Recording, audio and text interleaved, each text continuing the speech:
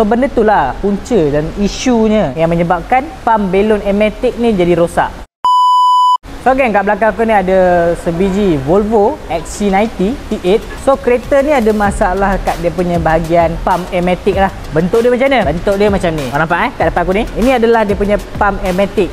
So jadi apa isu dia? Isu dia pam ni rosak. Dia dah tak berfungsi dah. Sebab apa? Sebab boleh dik. Owner dah tahu Ematic ataupun belon Ematic kereta ni dah bocor. Tapi owner biarkan disebabkan bila dia kempis dia akan naik balik sebab ada pam Ematic ni. So owner pun lenjan lah sampai habis. So benda tu lah punca dan isunya yang menyebabkan pam belon Ematic ni jadi rosak. Sebab dia overuse. Bila bocor dia akan pam, sentiasa pam dan membuatkan pam Ematic ni dia short lah. So bila dah rosak macam ni, tak nak kena tukar seketul. So macam pam yang aku pegang ni, ini yang lama punya. Yang rosak tu lah. Kita orang tengah tunggu yang baru punya.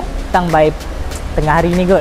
Tengok macam mana. Jadi aku nak nasihatkan lah kepada owner kereta Volvo yang menggunakan sistem Ematic ni kan. Jangan ambil remeh. Walaupun pam Ematic ni boleh cover belon korang yang bocor tu, pam tu pun ada jangka hayatnya. Bila dia ter-overuse ataupun dah selalu digunakan, membuatkan lifespan pam tu akan jadi lagi pendek. So korang yang ada masalah belon Ematic ni, cepat-cepat lah pergi hantar bengkel dan minta recommendation daripada diorang. Jangan biarkan. Kalau tak, lagi rosak, lagi teruk nanti. Kalau korang ada masalah yang sama, korang boleh datang dekat Transmatic Automotive Section 15 Cak Alam.